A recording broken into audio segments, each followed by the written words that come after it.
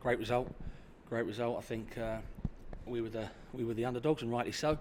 Northampton, a strong team, a league above, going well. Good manager, good players, very big, strong, physical team. I thought we stood up to it, especially considering our physicality isn't probably our main strength in terms of height and power. But I thought the boys really took responsibility with and without the ball, and ultimately it's about the result, and to get that win and get in the next round to watch the draw tonight is very exciting for everyone. And is it pleasing to see that you obviously matched a team in the division above, where obviously Chesterfield want to be? Yeah, that's where we want to be, and we want to be there as soon as possible.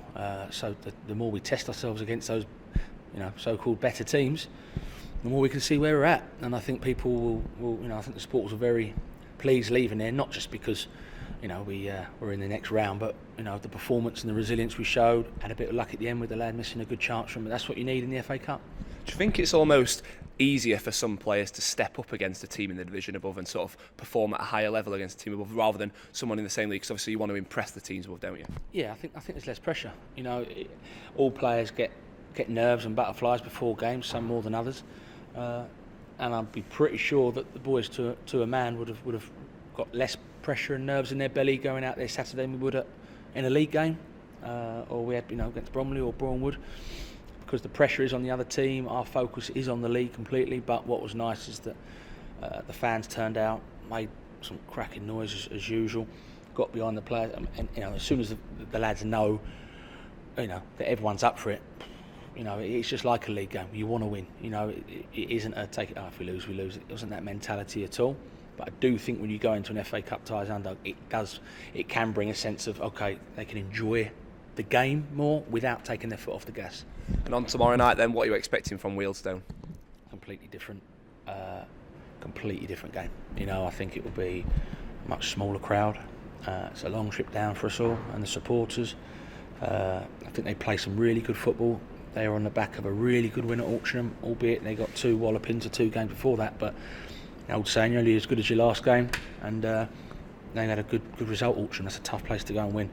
So we know they'll be up for it. They've shipped goals for fun the previous 2, and then they obviously tightened things up. I think they've gone 3 at the back and kept a clean sheet. So they're going to be up for it. Their manager's obviously going to be telling them that they're the underdogs, which they are. We're the favourites, which we are. And we have to go there and deal with a different type of pressure than we had to deal with on Saturday. Do you see these sort of games, long trip, Tuesday night, like say small crowd, maybe not the style of play that you've just faced on Saturday? Are these the banana skin fixtures in the National League? I don't think anything's a banana skin, because anything can, I think losing at Anstey Nomads would have been a banana skin, with all due respect to them. I think anyone in this league can beat anyone. But ultimately, without stating the obvious, the teams that do well, the teams that lose the least games and don't lose to everyone. So it's going to be tough. I wouldn't say it's a banana skin, but most games we play, we're the favourites, as are Wrexham, as are Notts County, as are Southend. We are and we have to live with that, and we have to sort of deal with that pressure. I think the only team in recent years that hasn't had that pressure, probably Sutton. No one probably expected them to do it, and they did it. So when you are the underdogs, like I just said with us with Northampton, you do play with a bit more freedom, which I'm sure Wealdstone will do tomorrow night. So they've got a lot of threats, and we've got to be mindful of them. And I just want to touch on Tom Whelan. Obviously not had too many games this season. Obviously went out on loan at Aldershot, come back in down the side, and how do you think he's done? Just works his socks off, done ever so well, brings energy to the team. It's really, really hard for lads when they're not in the team. Really hard, because I've said it many a time when everyone's celebrating in the dressing room after, and they're in there, and they're pleased for the boys. But it's hard to really feel part of it if not been on that team. Small training groups when the others are having rest and massages, but they're training because they haven't been playing. It's tough, mentally it's tough. But the boys, to a man, have really carried themselves professionally. Tom included, Bailey included, Raheem Shackelford. I'm not going to start naming names because I'll forget people, but the attitude of the players out the team is just as important to ones in it. It sounds a bit of a cliche, but it's true, because you've seen already players are called upon when they least expect it. And obviously Bailey Clements as well came in, obviously not, again, being on the sidelines, hasn't he not played, sat most of the season in the stands. Would you say that he took his chance? Yeah, I think Bailey's another young lad, and he's come in, and it's sometimes hard to just hit the ground running. And I think in his first game, the other night, Gates said he had a few iffy touches first half, and then once he got them, he was started to enjoy his football. And I think the great thing about that, well, then straight away he's had another game where he can build on his performance. I thought defensively he's really, really steady.